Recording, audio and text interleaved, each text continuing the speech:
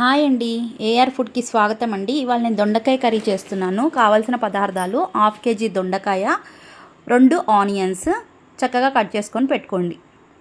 ఆ తర్వాత స్టవ్ పైన ఒక కుక్కర్ పెట్టేసి నేను ఎప్పుడు చూపించినట్టుగానే ఒక గరిటెడు ఆయిల్ తీసుకోండి. ఆయిల్ తీసుకొని చూపిస్తాను, ఆ గరిట అంత పోసుకోండి. కొంచెం తక్కువగా తినే వాళ్ళైతే కొంచెం తక్కువగానే పోసుకోండి. కుక్కర్లోనే కాబట్టి ఈజీగానే అవుతుంది. ఇంతే, ఇంతకంటే ఎక్కువ వద్దండి. ఆయిల్ వేసిన తర్వాత ఆనియన్ యాడ్ చేసుకోండి. అంతే, ఆనియన్ వేసినాక ఆనియన్ని చక్కగా వేయించండి. మంచి గోల్డెన్ కలర్ వచ్చేంత వరకు వేయించండి.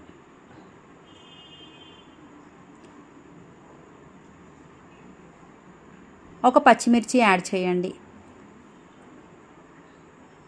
ఇలా గోల్డెన్ కలర్ వచ్చినాక ఒక స్పూన్ పసుపు యాడ్ చేయండి. అల్లం వెల్లుల్లి పేస్ట్ యాడ్ చేయండి. చక్కగా కలపండి. ఒక స్పూన్ పసుపు, ఒక స్పూన్ అల్లం వెల్లుల్లి పేస్ట్. ఇలా వేగిన తర్వాత దొండకాయ ముక్కలన్నీ యాడ్ చేసేయండి.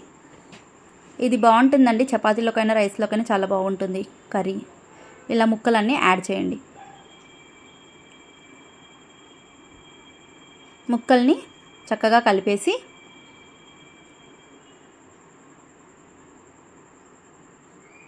ఇట్లా చక్కగా కలపండి.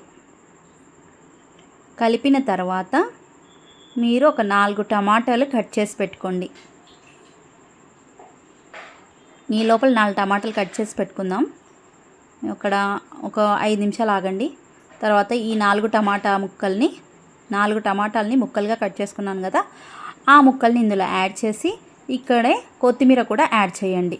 చక్కగా కలపండి.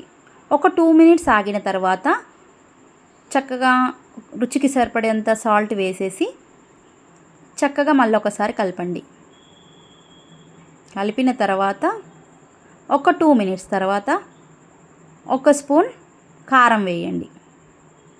నేను చూపిస్తాను, ఆ స్పూన్తో నేను ఒక స్పూన్ వేస్తాను. ఒక స్పూన్ కారం వేయండి.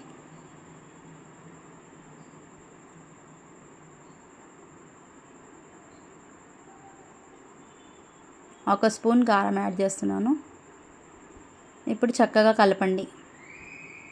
ఒక 2 నిమిషాలు కలపండి. ఒక 2 నిమిషాలు ఆగిన తర్వాత కొంతమంది లిక్విడ్గా కావాలి అనుకున్న వాళ్ళు నేను చూపించినంత గ్లాస్ వాటర్ పోయండి. కొంచెం డ్రై అయినా పర్లేదు అన్నవాళ్ళు హాఫ్ గ్లాస్ వాటర్ పోయండి. మీడియం గ్లాస్తో నేనైతే ఒక గ్లాస్ వాటర్ పోస్తాను. కొంచెం చిన్నపిల్లలు ఉన్నారు, వాళ్ళు లిక్విడ్గానే ఇష్టపడతారు, దాంతో నేను లిక్విడ్గా చేస్తున్నాను. మీడియం గ్లాస్తో ఒక గ్లాస్ వాటర్ పోయండి. ఆ వాటర్ పోసిన తర్వాత నేను క్వాంటిటీ చూపిస్తాను చూడండి. ఆ గ్లాస్తో మీరు కూడా ఒక గ్లాస్ వాటర్ పోయండి. అంతే అండి, చక్కగా కలపండి. ఒకసారి మిక్స్ చేసుకోండి. మిక్స్ చేసిన తర్వాత ఇప్పుడు మీరు కుక్కర్ మూత పెట్టేసేయండి. చక్కగా కలిపండి కదా, చూడండి కరెక్ట్గా ముక్కలు అనేటివి కరెక్ట్గా మునిగాయి అన్నమాట. అంత వాటర్ పట్టింది మనకి. ఒక గ్లాసు, లేదన్న వాళ్ళు హాఫ్ గ్లాస్ అయినా పోసుకోండి. కుక్కర్ మూత పెట్టేసేయండి. ఒక 3 విజిల్స్ రానివ్వండి. ఒక 3 విజిల్స్ తర్వాత కుక్కర్ ఆఫ్ చేయండి. స్టవ్ ఆఫ్ చేసేసేయండి. తర్వాత చల్లారిన తర్వాత ఓపెన్ చేసి చూడండి, మీ కర్రీ రెడీ అయిపోతుంది.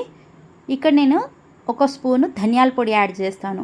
ధనియాల పొడి ఒక స్పూన్ యాడ్ చేసిన తర్వాత ఒక్క 1 మినిట్ మళ్ళీ స్టవ్ ఆన్ చేసుకొని ఒక 1 మినిట్ ఉంచండి. 1 మినిట్ ఆర్ 2 మినిట్స్ ఉంచండి. అంతే అండి, కర్రీ మనకి రెడీ అయిపోతుంది. నేను చూపిస్తాను, ఆ కన్సిస్టెన్సీలో అయితే నాకు కర్రీ రెడీ అయిపోయింది. లిక్విడ్ ఎంత ఉందో కూడా చూపిస్తాను. ఈ మాత్రం లిక్విడ్ నాకు ఉందండి. మీకు కొంచెం చిక్కగా తినే వాళ్ళైతే కొంచెం వాటర్ తక్కువ పోయండి.